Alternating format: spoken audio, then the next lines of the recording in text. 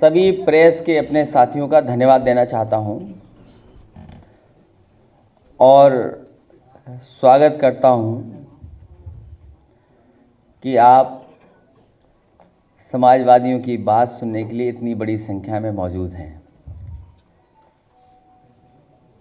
हालांकि सरकार का चौथा बजट है। चौथा बजट आखिरी बजट की तरह होता है। उत्तर प्रदेश का जो परसेप्शन था, उत्तर प्रदेश जिसके लिए चर्चा में रहता था,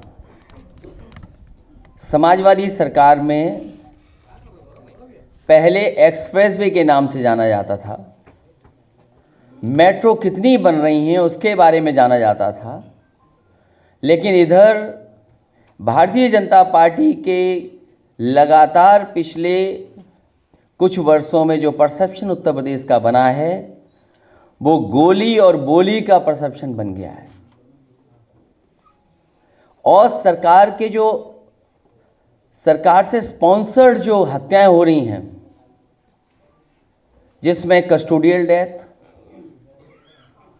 या किसानों ने आत्महत्या की हैं, या जिस तरीके से आंदोलन प्रदर्शन कभी किसी ने शांतिपूर्ण ढंग से किया तो उसको पुलिस की गोली मिली। तो पहले उत्तर प्रदेश जाना जाता था एक्सप्रेसवे, ग्रोथ, मेट्रो, लैपटॉप्स, और आज उत्तर प्रदेश जाना जा रहा है गोली और बोली से। और बोली के बारे में मैं बहुत ज़्यादा आपसे चर्चा नहीं करूँगा। सरकार की कोशिश होती है कि अपने सबसे प्रिय काम पहले करें। सरकार का सबसे प्रिय कार्य गंगा माँ की सफाई। माँ गंगा की कितनी सफाई हुई है आज ज़मीन पर दिखाई दे रही है। हर जगह खुले नाले चल रहे हैं। और जब बजट भाषण पढ़ा जा रहा है, पहले ही लिखा है कि गंगा यहाँ है, यमुना भी यहाँ है, लेकिन न गंगा साफ हुई है न यमुना साफ हुई है। और गंगा यमुना तब तक साफ नहीं हो सकती जब तक भारतीय जनता पार्टी की सरकार की नीयत ना साफ हो। भारतीय जनता पार्टी की नीयत साफ होगी तो गंगा भी साफ होगी, यमुना भी साफ होगी।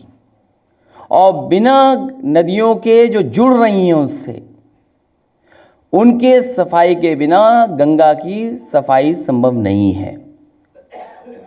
और जहां किसान की आय दोगुनी करने की बात कई बार कही गई, न जाने कितनी बार मंचों से कहा गया, मैं जानना चाहता हूं सरकार आखिरकार कितना जमीन पर उतार पाई है।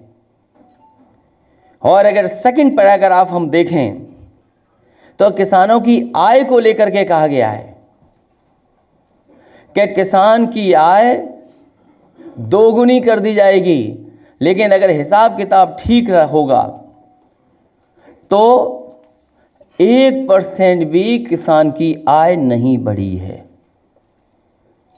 और भाजपा के अभी तक के चारों बजट छल कपट से भरे रहे हैं। सरकार का दावा रहा कि पहला बजट किसानों के लिए था। सरकार का दावा था कि दूसरा बजट औद्योगिक विकास के लिए था, तीसरा बजट महिलाओं के कल्याण के लिए था, और चौथा बजट जो दावा कर रहे हैं कि ऊर्जा क्षेत्र, शिक्षा, स्वास्थ्य क्षेत्र को बेहतर बनाने के लिए है। और वास्तविकता तो सच्चाई तो ये है कि किसान, मजदूर, नौजवान, महिलाएं, व्यापारी और मां गंगा तथा गाय माता के हितों में भाजपा सरकार ने शून्य कार्य किया है, जीरो। और भाजपा सरकार का ये जो आखिरी बजट है, क्योंकि पांचवा बजट तो चुनावी बजट होता है, ये जो आखिरी बजट था भाजपा सरकार का, इससे भी कोई आशा उत्तर प्रदेश की जनता को नहीं है।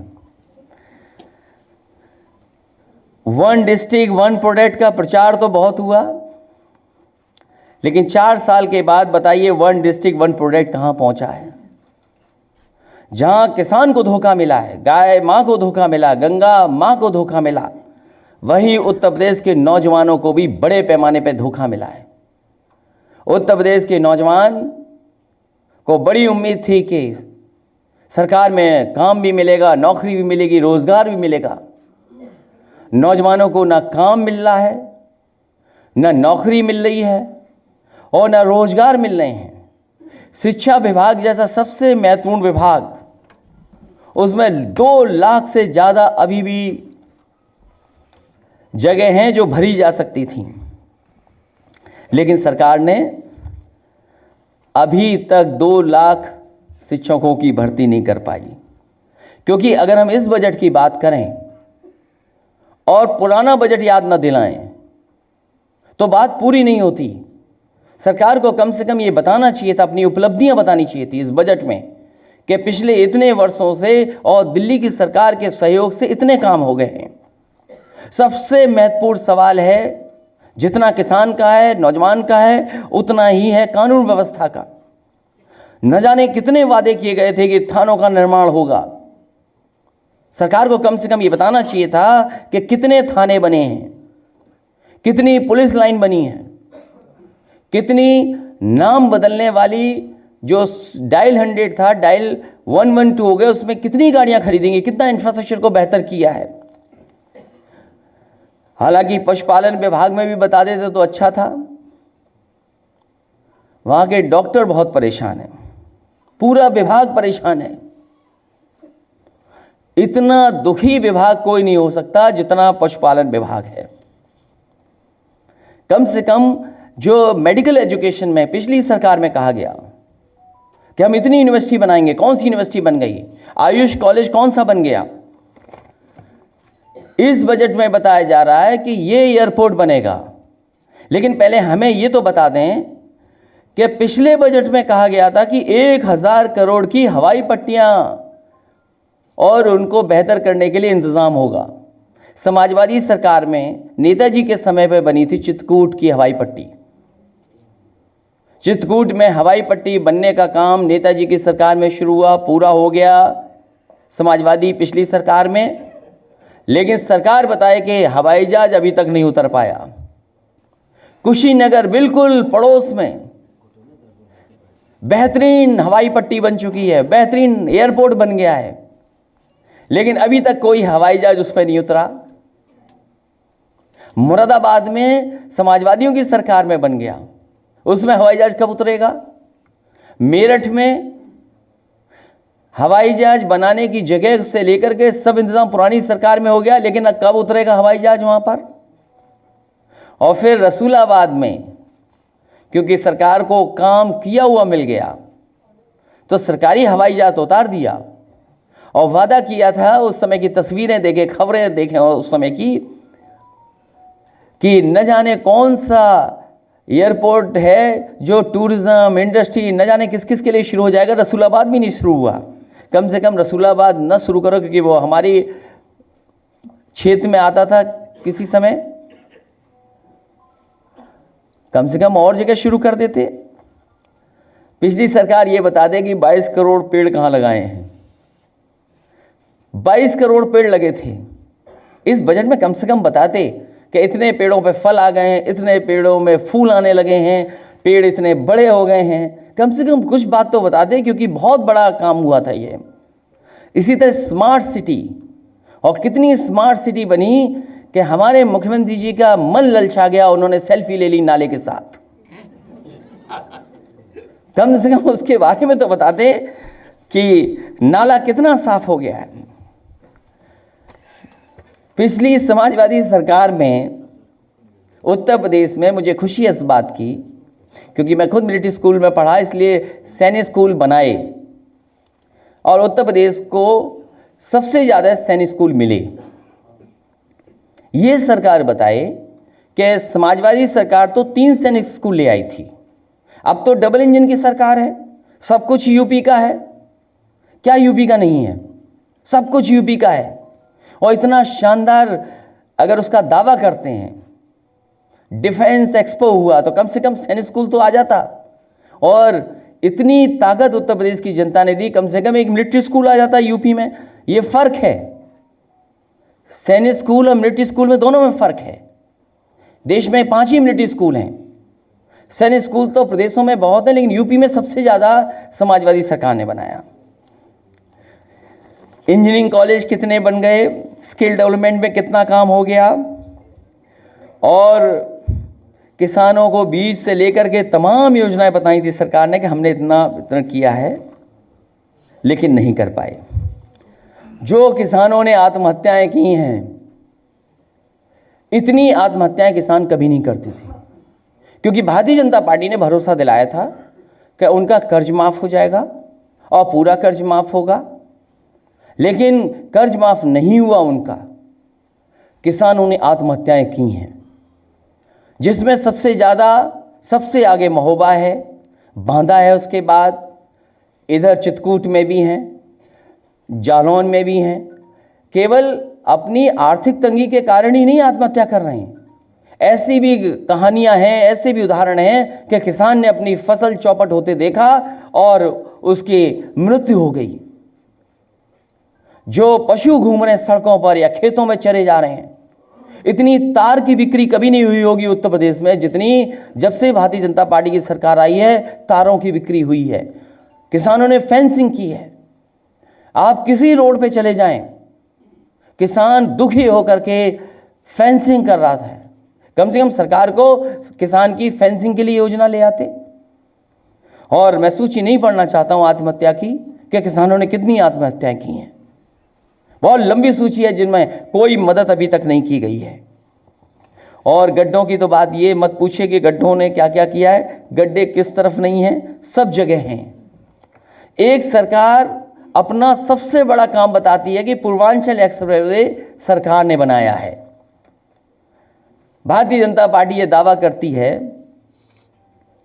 कि उन्होंने पूर्वांचल एक्सप्रेसवे बनाया है। उन्होंने पूर्वांचल एक्सप्रेसवे नहीं बनाया, उन्होंने केवल पूर्वांचल एक्सप्रेसवे का नाम बदला है। जब समाजवादी सरकार थी उस समय का प्रस्तावित, उस समय का अलाइनमेंट बनाया हुआ, और उस समय नाम जो था वो समाजवादी पूर्वांचल एक्सप्रेसवे था। केवल नाम बदल दिया और नाम बदल करके दावा किया कि पूर्वांचल एक्सप्रेसवे वो बना रहे हैं। मैं उनकी जानकारी में लाना चाहता हूं कि जिन जिन जिलों से गुजर करके जा रहा है, लखनऊ, बाराबंकी, फैजाबाद, और केवल लखनऊ का मैं बता सकता हूं कि 14 राजस्व ग्रामों में होकर के ये गुजरेगा। इसकी लंबाई कम से कम 25 किलोमीटर है लखनऊ में। और अभी काम कितना हुआ ये तो सरकारी बेहतर बता सकती है, लेकिन जो हमने अपने स्रोतों से जानकारी की है, जो हमें जानकारी मिली है ग्रामीण क्षेत्र के लोगों से, अभी तक 10% भी काम इधर नहीं हुआ है लखनऊ में। बाराबंकी में कम से कम 30 राजस्व गाँव से होकर के गुजरता है, वहाँ भी कुछ हालत अच्छी नहीं है, सिविल वर्क नहीं हो पा रहा है। फैज़ाबाद है, इसी तरीके से अमेठी है, सुल्तानपुर है, अम्बेडकर नगर है, आजमगढ़ है, मऊ है, गाजीपुर है। और सभी ग्रामों की कितने गांव से ज़मीन ली गई है, क्योंकि मैंने लखनऊ का पढ़ा, आखिरी जिला भी मैं पढ़ दूँ। आखिरी जिला गाजीपुर, उसमें 72 गांवों से होकर के एक्सप्रेसवे गुजर रहा है। ज़मीन 56 गांवों में 80% ले ली गई थी उस समय पर। और काम मिट्टी का तो हुआ है, थोड़ा बहुत आगे शुरू हुआ है। मैं रजिस्ट्रियां भी देना चाहता हूं। अभी तो केवल मैं बता रहा हूं कि कौन सी रजिस्ट्री कब हुई थी, तारीख भी हमारे पास है। 19 सितंबर में 2016 में मऊ की रजिस्ट्री हमारे हाथ में है। मुझे नहीं लगता कि 2016 में ये सरकार थी। इसी तरह जनपद अमेठी में 26 अक्टूबर को पहली रजिस्ट्री हो गई थी। करार तो पहले हो गए किसानों से, 80% करार हो गए थे, लेकिन जो रजिस्ट्री है वो 26 अक्टूबर 2016 में अमेठी में हुई। इसी तरह बहुत से और जिलों की हमारे पास रजिस्ट्री है जो मैं बता सकता हूँ, कह सकता हूँ कि है सामने हमारे। तो ये सरकार जो दावा करती है कि कॉस्ट कम की है, इन्होंने कॉस्ट नहीं कम की उसकी, इन्होंने अपने ठेकेदार एडजस्ट किए हैं। ये फ़र्क है कॉस्ट कट डाउन और ठेकेदार एडजस्टमेंट में। अब सरकार दावा कर रही है कि बहुत जल्दी बनकर के तैयार हो जाएगा, लेकिन ऐसा बनकर के तैयार होगा जिसमें न मंडी है न और सुविधाएं हैं, जो इसकी विड्थ थी वो भी कम कर दी, क्योंकि समाजवादी सरकार ने जो प्रपोज किया था उसमें जो मीडियन था वो 12 मीटर से ज़्यादा मीडियन था, क्योंकि बीच की जो जगह थी वो ज़्यादा चौड़ी थी। लेकिन इन्हें क्योंकि कॉस्ट कट डाउन करना था, दिखाना था, इसलिए जो स्पेसिफिकेशन थे उसमें बदलाव लाए हैं। टेंडर के बाद टेंडर और फिर टेंडर किया, क्योंकि एडजस्टमेंट करना था। और जो मंडियाँ थी वो नहीं बनी, लाइट्स का है इंतज़ाम कि नहीं है, वे साइड एमिनिटीज़ हैं कि नहीं है, जो थिकनेस थी उसकी वो भी सरकार ने कम कर दी, और केवल इसलिए कम कर दी जिससे कि कॉस्ट कट डाउन हो जाए। खराब चीज़ बनाना चाहते हैं, जबकि समाजवादी सरकार में वो इससे बेहतर बन रही थी, आगरा लखनऊ एक्सप्रेसवे से लेकर के। और जहाँ पर ये जुड़ना है आगे जा कर के, अभी भी उसकी तैयारी सरकार ने नहीं की है। इसलिए जो इनका लक्ष्य था $1 ट्रिलियन इकोनॉमी का, मुझे नहीं लगता है कि उस कहीं पूरा होने जा रहा है, क्योंकि सरकार न ये बता पाई है कि प्राइवेट इन्वेस्टमेंट कितना आने जा रहा है और सरकार की तरफ से इन्वेस्टमेंट कितना होगा। जब तक सरकार इन बातों को नहीं कहेगी तब तक $1 ट्रिलियन अचीव करना बहुत मुश्किल होगा। सरकार ने कई इन्वेस्टमेंट मीट की हैं, इससे पहले भी इन्वेस्टमेंट मीट की थी, जिसमें दावा किया था कि लाखों रुपए के MOU हो गए। कम से कम सरकार ये बताती कि जो MOU हुए थे, जो ग्राउंड ब्रेकिंग सेरेमनी हुई थी और जो कारखाने लग गए हैं, उनको हम इतना इंसेंटिव दे चुके हैं। अगर इंसेंटिव नहीं दिया है तो इसका मतलब है इनकी इंडस्ट्रियल पॉलिसी से कोई भी इन्वेस्टमेंट नहीं आया है। कम से कम इंसेंटिव ना बताए तो सरकार ये बताए कि किन बैंकों से वो करार हुआ है जो इन्वेस्टमेंट आने जा रहा है। और सबसे बड़ा दावा किया था, अगर आपको याद हो तो सोलर के लिए दावा किया था कि सबसे ज़्यादा MOU सोलर में हुए हैं, और सोलर में इन्वेस्टमेंट तब आएगा जब उसका बजट का इंतज़ाम होगा। तो इसलिए सरकार लगातार धोखा दे रही है। किसानों को धोखा दिया, नौजवानों को धोखा दिया, उद्योग जगत के लोगों को धोखा दिया, जनता को धोखा दे रहे हैं। इस बार मुझे लगता है ये सब बजट देखने के बाद और इनके काम करने के तरीके को देखने के बाद आने वाले समय में जनता इनको धोखा देगी। एक सवाल था, खत्म कर दें। एक सवाल है, डिफेंस एक्सपो पर आज माननीय मुख्यमंत्री जी ने कहा बजट में कि 50,000 करोड़ का MOU साइन हुआ है, और 28 जुलाई 2019 को एक बड़े फंक्शन में ये कहा गया था कि 70,000 करोड़ के MOU साइन हो चुके हैं। ये सरकार ने कहा है। MOU साइन होने का मतलब ये नहीं कि इन्वेस्टमेंट आ गया। हाँ, एक इन्वेस्टमेंट का रास्ता खुला। इसीलिए मैं जानना चाहता हूँ कि अगर इन्वेस्टमेंट सरकार का आने वाला है तो पुराना जो इन्वेस्टमेंट मीट हुई थी उसमें जो MOU हुए थे उसमें कितने लोगों को सरकार ने इंसेंटिव दिया है। क्योंकि इंडस्ट्रियल पॉलिसी ये कहती है कि अगर कोई कारखाना लगेगा, कोई उद्योगपति उद्योग लगाएगा तो सरकार ये उसको सहूलियत देगी। हम सरकार से केवल ये जानना चाहते हैं कि पिछले वाले इन्वेस्टमेंट मीट पर कितने लोगों को या कितने उद्योगपतियों को इन्होंने सरकार में इंसेंटिव दिया है। सर एक सवाल, अगर इंसेंटिव नहीं दिया है तो इसका मतलब यह है कि इन्वेस्टमेंट नहीं आया है, और अगर इन्वेस्टमेंट नहीं आया है तो नौजवान को नौकरी और रोजगार के अवसर भी नहीं आए हैं। क्योंकि सरकारी नौकरियां भी पूरे भरी नहीं जा रही हैं, और भरी इसलिए नहीं जा रही हैं क्योंकि आखिरी में वो बजट बचाना चाहते हैं। शिक्षा विभाग ही ये उदाहरण उसका। अगर शिक्षा विभाग में नौकरियां मिल जाए तो न जाने कितने नौजवानों का भविष्य बेहतर हो सकता है।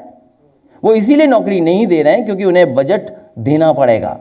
दिखाने को तो ये दिखा रहे हैं कि PGI को इतना बजट दे दिया, लोहिया इंस्टीट्यूट को इतना बजट दे दिया, लेकिन सच्चाई क्या है कि दवाई और गरीब के इलाज के लिए कितना पैसा दिया है। सवाल ये है आज कि गरीब का सस्ता इलाज कैसे हो, दवाई कैसे मिले। अगर कोई लखनऊ में इलाज कराने आए तो कितने गरीबों का इलाज हो सकता है। इसलिए सरकार आपको धोखा दे रही है।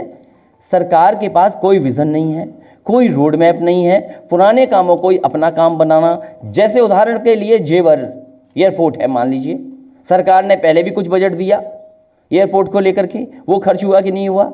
अब मैंने कह 2000 करोड़ दिया। हमें तो खुशी इस बात की है कि जो सपना बिल्डर्स ने देखा था कभी कि जेवर में एयरपोर्ट बन जाए, बसपा सरकार में आगे बढ़ा। उसका प्रस्ताव समाजवादी सरकार ने दोबारा भेजा दिल्ली को। जब समाजवादी सरकार थी उसी समय एनओसी आ गया था। हम क्योंकि एनओसी चाहते थे फिरोजाबाद में हिरण गांव में, लेकिन हिरण गांव में हमें नहीं दिया गया एनओसी, जेवर में एनओसी दिया गया। उस काम को आगे बढ़ाया। और फिर अगर सपना बिल्डरों का है तो हमारे किसान के लिए उड़ान यात्रा कहां से होगी? अखिलेश जी, ये बताइए, इस बार जो बजट में प्रावधान किया गया सबसे ज्यादा ऐतिहासिक और सबसे बड़ा बजट बताया जा रहा है, लेकिन कई विभाग ऐसे हैं जिनका पिछले साल का एक बजट खत्म नहीं हुआ। आप उनकी बातों में मत फंसिए। अब जो अगला बजट आएगा वो इससे बड़ा आएगा, वो भी तो ऐतिहासिक होगा। और अगर पुराना भाषण उठा करके देखें तो कहेंगे ऐतिहासिक बजट पेश कर रहे हैं। क्या पुराना आप भूल गए? इसीलिए मैंने कुछ चीज़ें आपको पुरानी याद दिलाई थी कि जब पुराने बजट में ये चीज़ें थीं तो वो ज़मीन पे क्यों नहीं उतरी। उदाहरण के लिए थाना बनाने की बात थी, तो कितने थाने बने ये सरकार को बताना चाहिए था। और फिर कर्ज माफ सबका हो गया, तो बताओ इतने किसान आत्महत्या क्यों कर रहे हैं? ये किसान आत्महत्या क्यों कर रहे हैं इतने? और आय दोगुनी हो गई तो लागत तो बढ़ रही है क्योंकि डीजल बढ़ गया और चीज़ों की कीमत बढ़ गई। तो मुझे ये बताएं कि किस किसान को किस फसल की आय दोगुनी हो गई? कम से कम सरकार ये उदाहरण तो पेश करती कि हमने धान की आय दोगुनी कर दी। मैं जानना चाहता हूं धान कितना खरीदा गया। और मान लीजिए सरकार के कितने सेंटर्स थे, कितने सेंटर से खरीदा गया? कोई किसान उदाहरण पेश करते कि हाँ किसान की हमने धान खरीदा है, धान नहीं खरीदा गया। और समाजवादी सरकार में डेयरी को कितना बढ़ावा दिया गया, डेयरी का काम रोक दिया। और सुनने में तो ये आ रहा है कि गुजरात से दूध आ रहा है। और मैंने कई बार प्रेस कॉन्फ्रेंस में कहा कि हमारे किसान का दूध नहीं खरीदा जा रहा है, हमारे गरीब का दूध नहीं खरीदा जा रहा है, गुजरात से दूध आ रहा है यहाँ पर। और अब तो देख लेना कुछ दिनों बाद अमेरिका से डेयरी प्रोडक्ट्स आएंगे। और शर्त यह है कि जो काऊ है, जो काऊ से मिल्क आएगा या जो डेयरी प्रोडक्ट्स अमेरिका से आएंगे वो काऊ नॉन वेजिटेरियन ना हो। क्या काऊ भी नॉन वेजिटेरियन होती है? आप उसको ध्यान से पढ़ना, ये बात आगे की है। थोड़ा आगे चले गए हम, लेकिन उतना ना जाएं। यही है कि किसान आत्महत्या कर रहे हैं। सर, एक कल विधानसभा में हंगामा हुआ, आपकी जान को खतरा बताया गया है तो बहुत जान का खतरा, लेकिन किस तरह का बहुत जान का खतरा है। सरकार ये कह रही है कि 182 लोग तो सुरक्षा में लगे हुए हैं। हम तो ये कहते हैं कि देखिए 182 हो 400 हो, हम केवल ये जानना चाहते हैं, हालांकि मुझे कोई सिक्योरिटी की ज़रूरत नहीं है क्योंकि हम आज़ाद रहना चाहते हैं। सरकार ये बताए कि हमारे प्रेस कॉन्फ्रेंस में इस हॉल में एलआईयू के इंस्पेक्टर कैसे आ सकता है, हमें ये सरकार बताए। हम पार्टी के कार्यालय में कोई आयोजन करें तो कोई क्यों आ सकता है, कैसे आएगा? और फिर पूरे देश में केवल समाजवादी पार्टी की हमारी ही एनर्जी हटाई जाएगी? कम से कम सरकार तो ये बता देती कि अब आप वीआईपी नहीं हैं, आपको कोई जान का खतरा नहीं है, आपकी इसलिए एनर्जी हट गई। सर, बीजेपी भी वही कह रही है कि एनर्जी वापस लेने के लिए समाजवादी पार्टी विधानसभा में मुद्दा उठा रही है अखिलेश यादव जी की। मैंने आपसे कहा कि मुझे सिक्योरिटी की जरूरत नहीं, हम तो ये तो चाहते हैं कि जैसे आपने गाड़ी ली, घर लिया, सब लिया, सिक्योरिटी भी ले लो, जब चाहो तब ले लो, क्योंकि हमें साइकिल चलाने में बड़ा आनंद आएगा अकेले। और अभी तो साइकिल की रफ्तार शुरू होनी है, बहुत जल्दी शुरू होगी रफ्तार।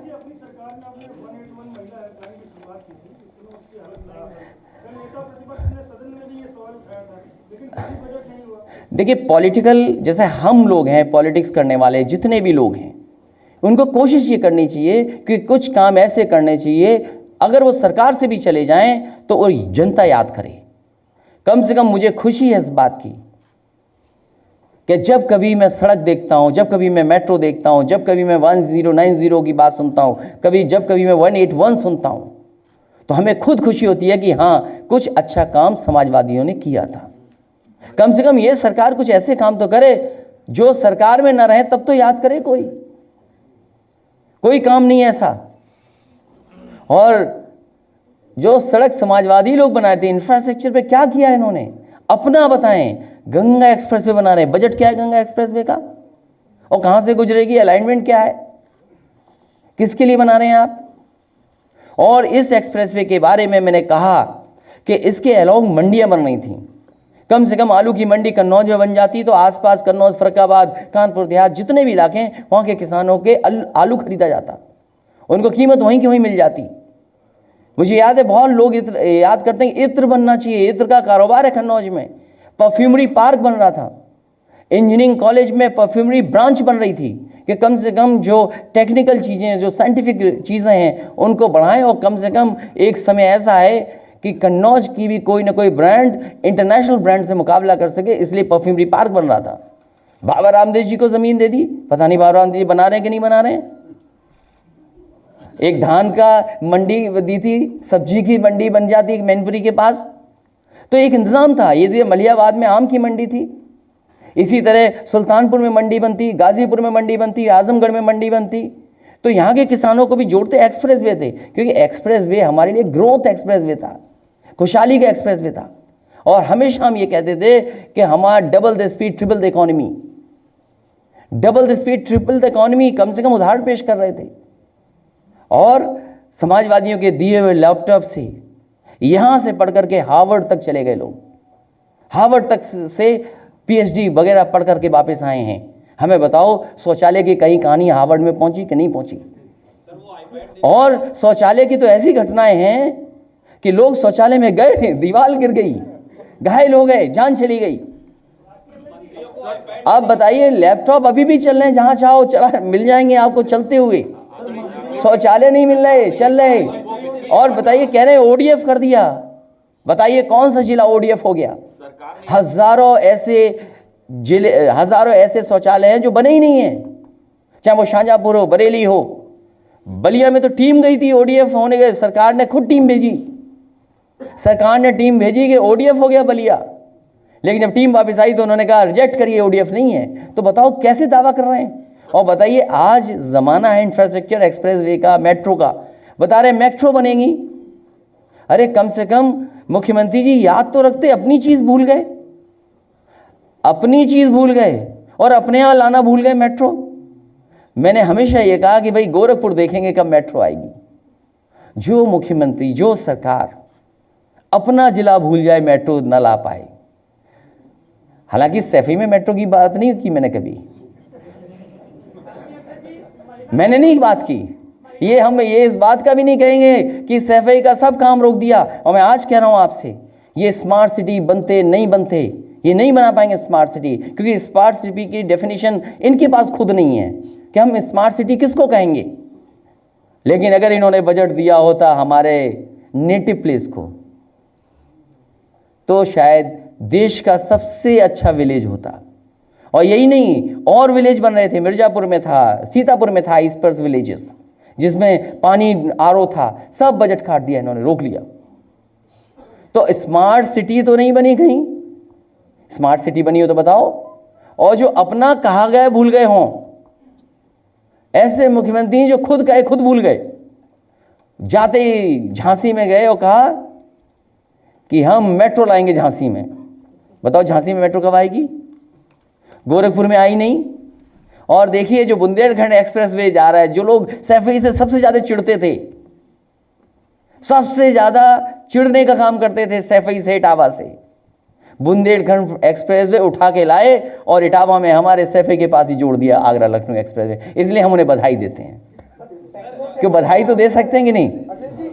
बधाई देते उन्हें। एक तरफ ये ऐतिहासिक बजट आया है, ऐतिहासिक झूठ बोला गया है, बजट आया है, दूसरी तरफ ऐतिहासिक क्या बोलेंगे, जुमलेबाजी। दूसरी तरफ लखनऊ से बाराबंकी का किराया जो 33 रुपए था वो 36 रुपए हो गया, जिससे सबसे ज्यादा मार जो है छात्रों और डेली वर्कर्स के ऊपर। देखिए अब लखनऊ से याद आया, अगर इनकी इस पर तर्क दिया गया है कि रूट बदला गया है, इसलिए बल्कि पिछले 3 सालों से उसी रूट पे बसें चल रही हैं। अब इनको याद आया कि रूट बदल दिया गया। मैं आपको भरोसा दिलाता हूं, एक मिनट, मैं इनको भरोसा दिलाता हूं।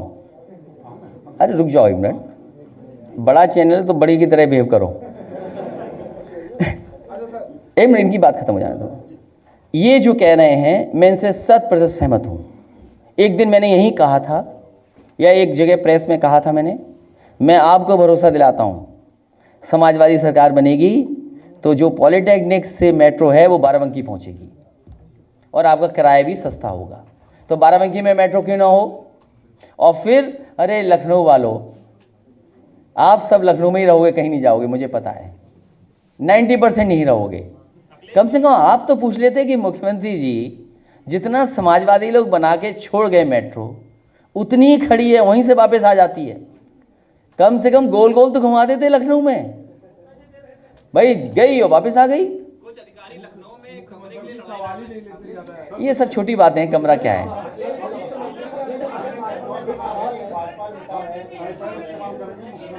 तमाम मंत्री लोग पेपरलेस करना चाहते हैं पूरे सिस्टम। देखिए ये कोशिश हमारी भी थी। महिला सशक्तिकरण में मुख्यमंत्री ने ये कहा था कि हम महिलाएं जो है सुरक्षित है, कानून व्यवस्था बेहतर है, उस बेटियों के लिए पुलिस से लगा दी गई, जहाँ सुरक्षा भावना वो पुलिस है। देखिए जो हमारे साथी ये कह रहे हैं कि पेपरलेस और इस तरह की ऑफिसेस क्रिएट हों, अगर आप पुराना देखेंगे तो हमारी ये कोशिश थी, कई जगह हम लोग ने इंट्रोड्यूस किया था और धीमे धीमे काम शुरू हो गया था और एग्जाम्पलरी काम कर देते लोक भवन में कि बहुत सारे ग्रीवेंसेस या बहुत सारी चीज़ें या पोर्टल ऐसा बन जाता। आज टेक्नोलॉजी है और याद कीजिए आप, अगर आपको याद हो तो मैंने कैबिनेट से लेकर के स्मार्टफोन की एक पॉलिसी बनाई थी और मेरी कोशिश थी कि स्मार्टफोन से थ्रू गवर्नेंस, स्मार्टफोन से गवर्नेंस कैसे कर सकें, कुछ योजनाओं को लेकर के आ जाएं। और 1,50,00,000 के लगभग ऑनलाइन रजिस्ट्रेशन हुआ था, अगर आपको याद हो कि नहीं याद है। समाजवादी सरकार आ जाती तो ये सपना पूरा हो जाता। ये कारण क्या है, कभी सोचो, हम भी सोचते हैं कभी कभी कि हमारे मुख्यमंत्री जी आईपैड के साथ तस्वीर खिंचवा रहे हैं, अगर कभी कुछ गलत दबा दिया, कुछ गलत विंडो खुल गई तो कैसे बंद करेंगे, ये आप बेहतर समझते हैं। तो ये जो आज नई पीढ़ी है 25 साल से या 18 साल से और 35-40 साल के लोगों का जो सपना है कि उत्तर प्रदेश कैसा हो, जो 18 साल से ऊपर आएंगे, जो नए बच्चे आ रहे हैं जिनकी संख्या बहुत है, बड़ी आबादी आने वाली है, वो सोशल मीडिया को बिल्कुल ऐसे समझते हैं जैसे उनकी एज के साथ आया है। हमारे साथ नहीं आया, आपके हमारे साथ, हम लोगों ने सीखा है, वो ग्रो कर रहे हैं उस टेक्नोलॉजी के साथ। तो उनके सपने, उनके सोचने का तरीका, उनके काम करने का तरीका अलग है। वो कहो अगर बच्चे आपके हमारे घर में हों तो 3 या 4 काम इकट्ठे कर रहे होंगे। अगर हमने और आपने कभी किया होता अपने पिताजी के सामने तो बताओ कान खिंचता कि नहीं खिंचता। आज बच्चे देखो टीवी भी देख रहे हैं, कुछ लैपटॉप पे भी कर रहे हैं, मोबाइल पे भी कर रहे हैं, कई प्लेटफॉर्म पर हैं सबके बच्चे। तो नए जो बच्चे हैं, नई जो पीढ़ी आ रही है, वो अपने आप को कनेक्ट नहीं कर पा रही है मुख्यमंत्री जी से। इसलिए किसी हमारे पत्रकार साथी ने समझा दिया होगा कि ऐसा करो, अगर फोटो आईपैड के साथ खिंचवा लोगे तो वो नई पीढ़ी भी समझेगी कि हाँ आप उनके मुख्यमंत्री हैं। इसलिए पेपरलेस ये सरकार नहीं कर पाएगी। जब कभी समाजवादी आएगी तो कुछ स्टेजेस में इंफ्रास्ट्रक्चर क्रिएट कर करके ऑफिसेस, आप देखिए लोक भवन के पीछे क्या शानदार बिल्डिंगें बनी हैं। अगर उसमें केवल एक लाइन बिछा लेते, वो उसमें सब इंतजाम है, केबल बिछाने का, केबल जाने का, केबल पॉइंट्स हैं, कहाँ क्या होना है। अब वो नहीं जाने तो क्या है, वहाँ जाइए। अब क्या बताऊँ मैं, क्या बोलूँ मैं आपको। हमारे सब भगवान हैं, हमारे सब भगवान हैं। और मैं आपको बता दूं, देखिए उस चीज़ में नहीं पड़ी। मैं तो ये कहूँगा कि ये जो दिखाई दे रहा है एक्सप्रेस वे, ये फ्लीट मेरी है। ये गौर से देखो, ये फ्लीट मेरी है। तो सोचो हम वो ज़माने के हिसाब से चलते हैं। कोई फ्लीट लाके दिखाए, अपनी फ़ोटो दिखाए ऐसे एक्सप्रेस वे पे। अच्छा ये बताओ, आपको अच्छा लगता है ये सड़क के नहीं लगती, बता दो तो बस ख़त्म होगी बात।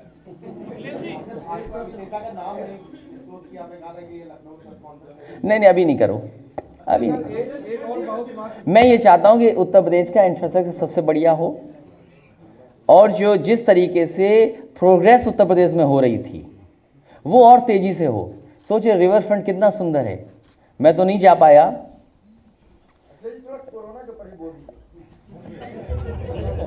हमारा एक डॉक्टर वहाँ फंसा हुआ है, आशीष यादव, हमने पार्टी से कहा कि पार्टी से भी बात जानकारी दी थी, और ऐसे बहुत सारे लोग हैं। तो यही है, आने वाली पीढ़ी के आने वाले समय की समस्याओं को तो ध्यान में रखें। भाई आप ये बताइए, आने वाले समय में क्या हमारे सामने होने जा रहा है, इस पीढ़ी को सोचना पड़ेगा। आर्थिक असर भी पड़ेगा हिंदुस्तान अखिलेश जी, पे, एक सवाल है। आरक्षण प्रभावित हो रहा है। एक सवाल है, अभी प्रियंका जी आजमगढ़ गई थी, वहाँ पे कांग्रेस वर्कर्स ने आपके मिसिंग पोस्टर्स भी लगाए थे और कांग्रेस के नेता कह रहे थे कि आपको वहाँ जाना चाहिए था और एंटी सीए प्रोटेस्टर्स से मिलना चाहिए। मैं आपसे कह रहा हूं कि मैं आजमगढ़ जाऊंगा और किसी भी सांसद का और खासकर मेरे जैसे का बहुत लगाव है उस क्षेत्र से, और आज से नहीं है, पहली बार नहीं हुआ ये ऐसा। उस क्षेत्र से हमारा लगाव आज का नहीं, पुराना है। लेकिन मैं केवल राय और सुझाव नहीं दे सकता किसी को, राय और सुझाव मैं नहीं दे सकता हूं किसी को।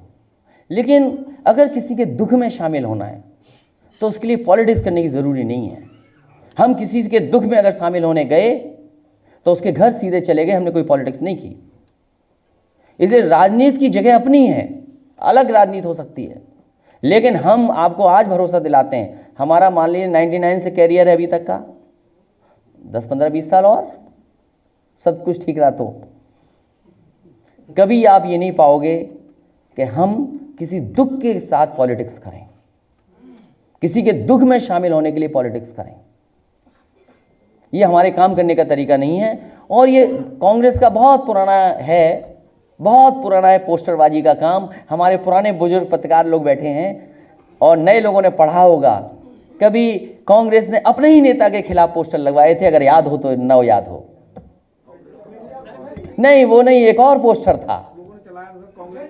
इसलिए मैं उसमें नहीं पढ़ना चाहता हूं। किसी के दुख में शामिल हो। और याद कीजिए, सीए, एनआरसी, एनपीआर, मैंने यहीं खड़े होकर के कहा था कि फॉर्म नहीं भरूंगा।